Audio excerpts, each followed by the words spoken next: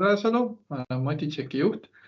Täna minuga koos webinari läbi viimas on ka meie müügi- ja kasvujuht Pille Parindniska. Tere, Pille! Tere ja rõõm minul ka näha teid nii palju siin, et puhkuste hooajad on alanud täiesti ja kõik need, kes siis on kontoris, nendel on reeglina selleks ajaks nüüd mitu rolli, nii et seda väärtuslikum on see aeg, mis me oleme teilt palunud, et rõõm näha, et teid on nii palju ja katsume siis meeles pidada, et mitte kõik, kes meiega täna on liitunud, ei ole Motitšeki kasutajad, et küsige ka kohe, kui tekib tunne, et millest me nüüd seal praegu räägime. Ja see on meil selle aasta esimene Motitšeki Leadership Talk, mis on meil selline väikene webinaride sari juba. Me võtame 10–15 minutit ja räägime sellest, mida uut ja huvitavat on Motitšeki platvormil lisandunud viimase 6 kuu jooksul. Aga lähme teele. Lähme teele. Ma jagan ekraani ja siin siis on kuvatud Motitšeki kasutajatele juba tuttav tulemuste vaade, kes ei ole Motitšeki kasutajad, siis see on see pilt, mil moel siis iga töötaja ja tiimijuht või ka siis personalitiimis töötav administraator näeb tulemusi. Me kasutame tema ettevõtet Garden Hotels, mille logo siin vasakul üleval nurgas on. Ja hetkel oleme siis vaatamas tulemusi tiimis nimega People and Culture sobivalt.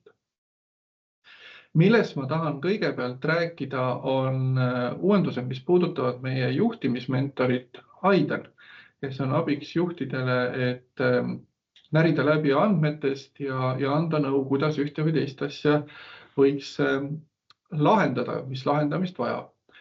Kui seni oli Aidan peamiselt nagu välja kutsutav küsimuse pealt, et näiteks kui mul oli mingit muret tekitav tulemus, kus minu töötajad on andnud tagasisidet, et nad ei ole antud küsimuse või väite osas rahul tänase olukorraga või et meie oma tiimis või organisatsioonis ei ole päris selle ülesande kõrgusel ja mul oli lihtne küsida Aidanilt nõu, et mida ma selle konkreetse küsimuse lahendamiseks võiksin teha. Siis nüüd juba mõnda aega on Aidan kätte saadav ka selliselt, et ma võin lihtsalt menüüst tulla temaga vestlema ja kogu minu vestluse ajalugu on siin salvestatud. Siis Aidan on nüüd aastane või natukene vanem ja võib täiesti võrrelda selle mentori arengut sellise nagu, ma ütleksin isegi lapse arenguga esimese aasta jooksul, kus areng on meeletult kiire, et sama puudutab ka tänast tehisintellekti arenguvaldkonda, et suurkeelemudelid on läinud ikka meeletult palju paremaks. Samamoodi on siis Aidan hakanud palju paremini rääkima eesti keelt, väljendusoskus on paranenud, kiirus on meeletult paranenud, võimekus leida internetist meile vajalikku sisu, näiteks ka kõige uuemate raamatute kokkuvõtteid teha, et kõik see on paranenud ja mõeldes ka täna eesootavale vestlusele meie külalisega, ma mõtlesingi, et ma küsin Aidani käest seda, et mida ma saan teha, et kaasata töötajaid rohkem uuendusi ja innovatsiooni otsima. Vastus ongi kiiresti olemas, mida teha, mida ta siis meile soovitab. Kõik algab suhtlusest ja usaldusest, julgusta töötajaid ideid jagama, mõtteid tegema, tunnusta, premeeri, ole ise eeskujuks. Pea meeles, et asi algab väikestest sammudest. No hea üldine sissejuhatus, aga kuule, mul on nüüd täpsem küsimus ka. Soovitan mulle mõnda metoodikat. Et tore on, ma tean ise ka, et ma peaks julgustama, aga kuidas nüüd konkreetselt teele minna? Ja näed, esimene pakkumine on kohe, et design thinkingut soovitab ja kuidas see käib, eks ole. Ja niimoodi ma saan Aidanilt päris konkreetselt küsimusi küsida. Näiteks ma võin küsida, et kas sa oskad soovitada ka mõnda head raamatut selle kohta. Ja niimoodi ma saan natukene ennast arendada, ette valmistada ja minna ka päris praktiliste asjadeni, et näiteks kui ma soovin teha oma tiimiga workshopi või ajurünnakut, siis küsida selle kohta agendat, kas või minuti täpsulise ajakavaga, kui ma tahan. Et Aidan on juba päris tark ja nutikas. see Aidan, kes meil on olnud siin kasutusel, nagu ma ütlesin, juba aasta aega, ei ole meil ainukene tehisintellektiga võimekus Motitšeki platvormil. Kui ma lähen tagasi korra tulemuste vaatele, siis me kõrvutame ju selle osakonna tulemusi alati väike väärtusena siis kogu organisatsiooni tulemustele. Praegu siis on People and Culture osakonna tulemused võrreldud Garden Hotelsiga. Aga siia nimistusse on lisandunud ka Motitšeki prognoositud keskmine. Ehk et me oleme ehitanud sellise masinõppemudeli, mis prognoosib igale osakonnale oodatavat keskmist tulemust, et mis tasemel võiks olla selle tiimi töötajate keskmine vastuste tase. Et juhid saaksid siis anda hinnangu, et kas meil on hästi või, et kui ma olen näiteks raamatupidamise osakonna juhataja ja meil tiimis on või osakonnas või organisatsioonis on hästi suur müügiosakond, eks ole, tootmisosakond, et kuidas ma siis selle keskmisega kõrvutan, nad on ju nii erinevad rollid. Et siis meie masinõppemudel proovib igale tiimile anda mingi orientiiri ette. Ja see mudel on siis treenitud 3 aasta jooksul Motitšekis kogutud databaasil, ehk et see kogemus on siin kõik arvesse võetud. Ja meie kasutajad hästi tihti küsivad meilt, et tahaks konteksti luua, tahaks ettevõttest väljapoole ka võrrelda neid küsimusi. Et siis see on kindlasti üks võimalus, seda tüüpi tiimide oodatav tulemus. Ja teine, et me oma koduleheküljel Motitšeki üleseid keskmisi tulemusi uuendame ka igakuiselt, et ka sealt saate nagu seda sellist suurt pilti juurde, et seal on siis üle kõigi kasutavate ettevõtete eelmise kuu tulemused. Meie kasutajad juba teavad, et Motitšek annab võimaluse siis tööelu kogemust kaardistada. Hetkel on neid erinevaid valdkondi 14, mida süsteem on valmis pannud, mis on siis valdkondadena süsteemis juba olemas, kus pakume tervet hulka küsimusi, millest saab siis valida neid, mis on olulised teie ettevõttele ja mida te tahate oma töötajatelt küsida. Aga see on nüüd siis lähenemine, et võta ja kasuta, ehk et standardne valmis kataloogi küsimustega lahendus. Nüüd teil kõigil on mingid oma väljakutsed, mingid oma väärtused, mida püüda, mingid oma eesmärgid ja prioriteedid selleks ja järgmiseks aastaks. Et kuidas neid siis võimalikult hästi katta ja järjest rohkem küsiti ka meilt, et tegelikult meil on mingid oma sõnastused, meil on mingid oma sellised väärtused, ja sain siin juba mainitud, et kuidas ikkagi nendega tegeleda. Nii et kui siiani oli meil võimalus teha siis neid selliseid kataloogiväliseid ad hoc küsimusi ja küsida neilt siis kas mõnelt tiimilt või tervelt ettevõttelt ja määrata, mis kuupäeval ma seda saan. Ja siin on just nagu hea näide praktilisest kasutusest see, et kui ma saan mõnest tiimist sellise hinnangu, mis paneb küsima, et oi, see on nii oluline, et huvitav, kas on ainult selle tiimi teema või järsku üle ettevõtte, et siis meil on võimalik väga kiiresti selle süsteemi välise või kataloogi välise küsimusega kogu ettevõtte ära kaardistada. Siis tänaseks, mis me oleme siis loonud juurde, on võimalus nendesse samadesse valdkondadesse luua teie oma küsimusi.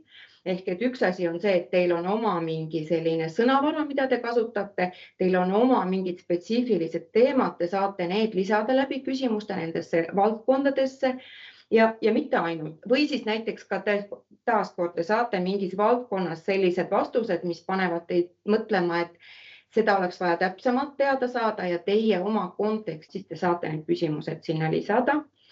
Aga veel enam, et meil on täna olemas ka esimesed sellised kliendid, kes on loonud täiesti omad valdkonnad, loonud sinna alla küsimused ja tegelevad nüüd siis tõepoolest täiesti oma tiimide teemadega ja loomulikult inspiratsiooniks saab neid küsimusi kasutada, mis süsteemis on juba olemas. Lisaks meil on tegelikult selline inspiratsioonipank loodud ka meie koduleheküljele, ehk et kui te lähete meie koduleheküljelt veel /inspiration ingliskeelse sõnana, siis seal on küll ingliskeelsena, aga näiteks kestlikkuse valdkonnas selliseid näiteid, mida kasutada ja mis annavad teile võib-olla selliseid ideid juurde nende oma küsimuste lisamiseks. Nüüd üks dimensioon siin veel. Me ei pea ainult küsima küsimusi kaardistades ja kogudes tagasisidet.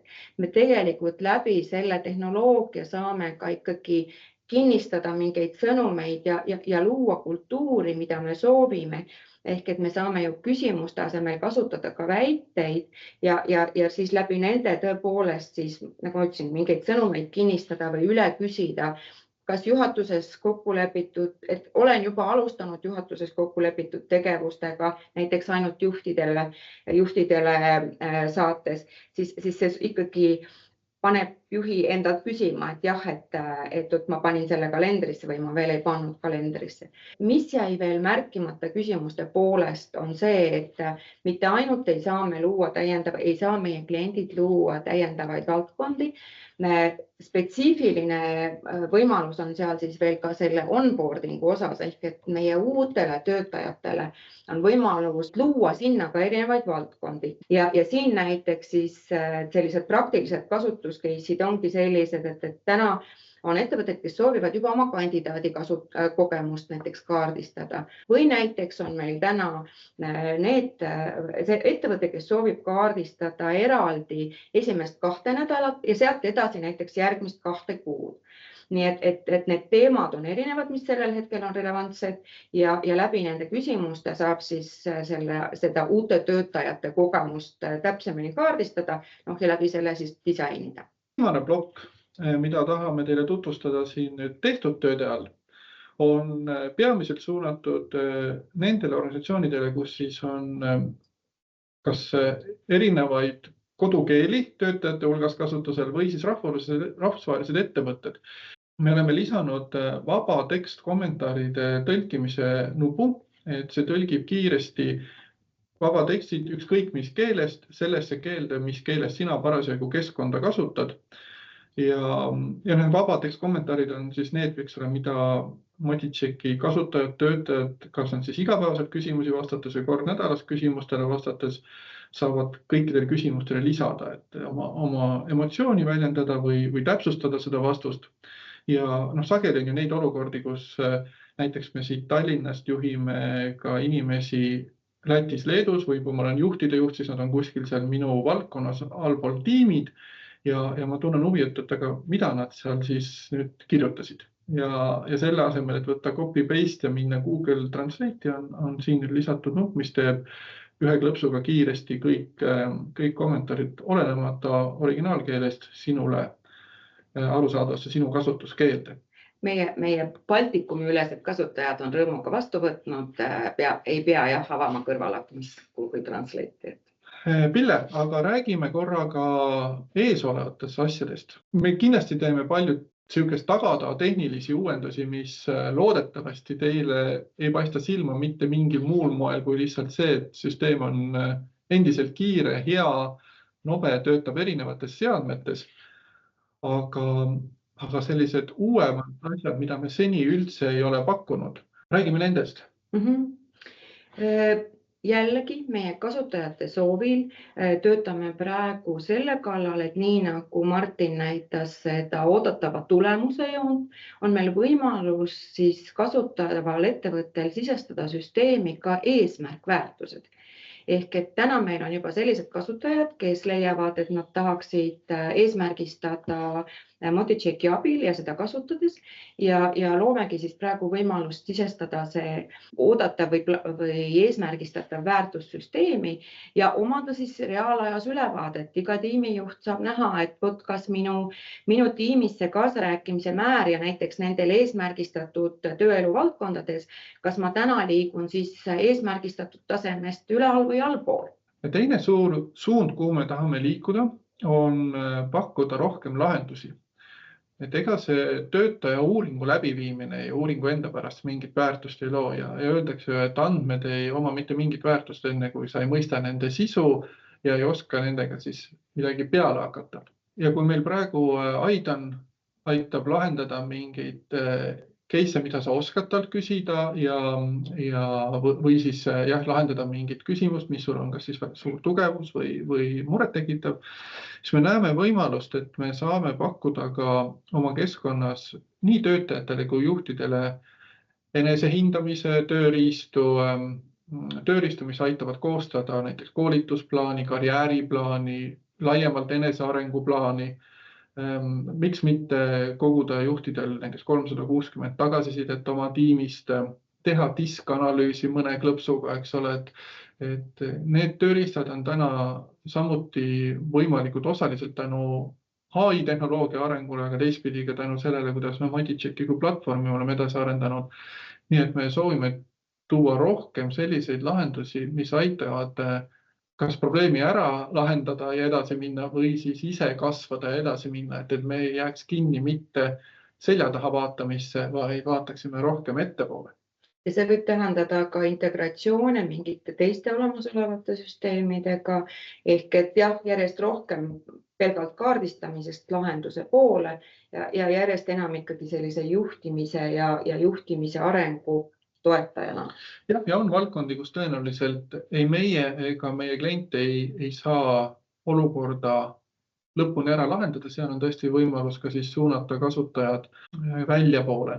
Kõige lihtsam näide on muidugi see, kui töötaja vajab mingit meditsiinilist abi, on see vaimse tervise asi või töökeskkonnast tulenev, eks ole, aga ka need asjad saab tegelikult kliki kaugusele tuua ja talle soovitada, kui uuringust tulenevalt paistab, et on põhjust seda soovitust jagada töötajale või juhile. Tõmbame siia nüüd joone alla ja küsime siia vahele, et kas kellelgi on kohe mõni konkreetne küsimus, mille tahaks nüüd selle meie jagatud infobaasil kohe küsida. Ma kasutan võimalust korra küsida küll. No. Ma küsiks selle kohta, täpsustaks, et need eesmärgid või eesmärkväärtuste seadmine valdkondadele, et kas ma sain õigesti aru, et see plaan on siis sedasi, et neid peaks saama määrata tiimide kaupa ka, et mitte nagu ettevõtte üleselt, vaid tiimide kaupa? Me ei ole seda veel lõpuni välja töötanud, seega me ei oska öelda. Üks plaan on kindlasti see, et neid eesmärke peaks saama seada valdkondade kaupa, et need valdkondadel on erinevad nagu kaalud organisatsioonides. Kas seda tiimide kaupa saab seada, ma veel täna ei oska vastata, aga su küsimus tegelikult väga suunab nüüd seda arendust, ma arvan, et aitäh sisendit. Võtke heaks. Aitäh kõigile, kes võtsid selle aja täna meiega. Aitäh teile ka minu poolt.